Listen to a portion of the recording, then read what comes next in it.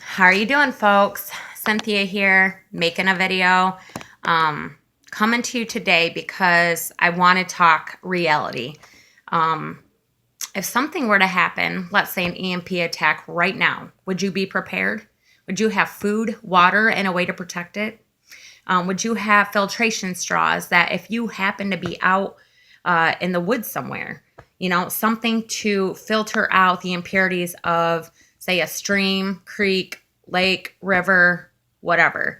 I made a list about 3, 4 months ago of things that I need, that I feel I will need in case there is a EMP blackout or any kind of scenario where I have to depend on me. And the reason why is my kids and my grandma. I take care of my grandma. She's on hospice, and my kids, I'm a single parent. So I would want food, water, and a way to protect it. So basically, I'm going to read to you guys my bug out list, okay? I put bug out list or at home surviving because I don't know what we would do for real. I don't have a clue if we'd bug out or if we'd be here at the house. If it's winter out, I couldn't see us out in a tent, freezing in this ice and snow and elements. That would be very tough. I popped up a tent last summer in my own backyard, and I couldn't even sleep out there for one night. The noises scared me. And also, it was just like moist. I don't know if it was like the moisture from the ground. I felt like it was like I was wet when I really wasn't. So that was an uncomfortable feeling. And I came inside the house. But my daughter begged me to want to sleep out in the tent for a night in the backyard. And I tried, and it was not good for me. But anyhow, back to the bug out list. I'm going to give you guys my personal bug out list. So basically, here we go. Number 1, Bibles. My faith has got to be to the top. My faith has got to be at the strongest point it's ever been. If something that were to happen like that, my faith has to be number 1. So I put Bibles. If I had to bug out, my Bible would be my first thing that I would take with me. Second thing, water filtration systems. They actually have big water filtration systems you can buy online, or you can take the cheaper route and buy tablets. They come in Coleman brand and different brands. You can look them up, and they're in, usually camping gear and stuff like that. If you want to look online or at Walmart, whatever, go to the camping or hunting area. Straws. Okay, that's the way I went. Emergency straw. It's a water basic filter. There's 2 of them, and basically they will filter out different things, impurities and this and that.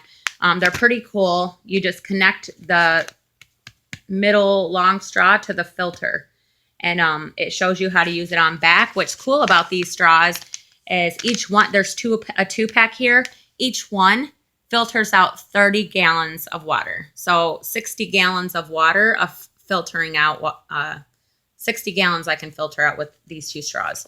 Then, third on my list, flashlights, candles, batteries. You want a good flashlight, solar battery charger, sets of rechargeable batteries. Batteries easily go out really quick. So in my opinion, you would want a solar battery charger where you can actually get rechargeable batteries powered by a little solar panel. And that way you wouldn't have to put it, if we had no electricity, just say, I'm trying to think of worst case scenario, bug out lists, at home surviving, fuel, grill, charcoal, a backup fuel supply. Number 5, a way to protect your food and water and stuff, ammo, guns, knives, tasers, mace, fire starter, compass, Swiss Army knife. Number 6, I put baby supplies, baby items, because you may always know somebody that has a baby that you may need to help out, if you can afford it. I mean, you can go to Dollar Tree and get a lot of baby stuff for fairly cheap. Personal hygiene products, ponchos, stock up for 2 to 3 months, toilet paper towels, shampoo, conditioner, hand soap, toothpaste, feminine hygiene, lotion, things like that. If you can afford it, a generator. That's going to be probably the next thing on my list that I want to buy. Cooler in case your fridge goes out. Fishing supplies in case you're out in the woods and there's a nearby creek. The best thing to do if you can bug out is to be near a water source, obviously. Sleeping bags, tents, compact emergency blankets, a tool set with wires, shovel, drills, screwdrivers, plow rake, hammer, nails, rope, twine, axes, saws, if you can, canning supplies, heirloom seeds, a pan set, first aid kits, medical, meds, if you need them, Dollar Tree meds. They got allergy medicine, ibuprofen, Tylenol, things like that. Dollar Tree. Buckets for water collection. Walkie-talkies, two-way radio. How would you communicate if you had no phone, no way to communicate with your family members? I had a good idea. Okay. My people are pretty much not too far from me. I would say within 10 miles, my family and people that I care a lot about are close by. I would want to get like a 5 or 10 pack of two-way radios and make sure, they're all obviously charged up and just turned off, and give them to each one of my friends and to hold on to, or family members, in case there's an emergency. I wanted to get the walkie-talkie or two-way radios that go up to 30 miles so they would work, and if something were to happen, I could just turn them on, and I would tell my friends and family to turn them on if something were to happen, like a blackout, and we would be able to contact each other and still communicate without having to physically walk or ride a bike. Because if you think about it, there's microchips in everyone's vehicles. An EMP attack, there may not be too many cars on the road. You never know. So I'm just thinking worst case scenario. You would probably, if you can afford it, a handheld or gold and silver is something that you may need further down the line to barter with or whatever. But mainly, I think food is going to be the main thing that you would want. Dry freeze food, okay?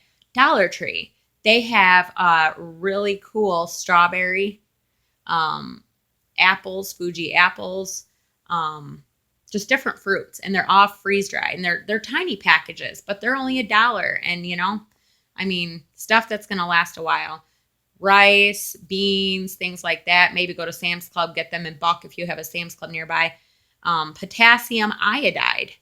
That's something that I heard it on a video, and the potassium iodide is if you're nearby like a power plant, whoever lives near power plants, usually the government or, surrounding area, they'll give you potassium iodide so you don't get radiation poisoning.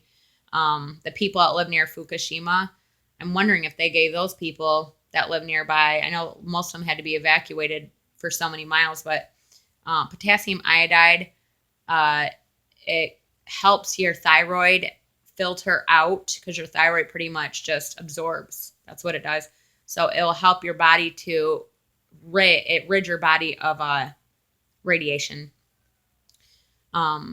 Thick coat, gloves, warm boots if you live in the north, or if period. Nowadays in the south right now, there's winter storm warnings and stuff going on, but make sure you have winter boots and just things stocked up like that. So with that said, the most important thing is look to Jesus for all of our needs. But for backup, all this stuff is not going to be something that's a bad thing to stack up on when you need things, supplies, food, water, and a way to protect it. So, but anyways, take care. God bless, and look to the clouds. Look to Jesus. Take care.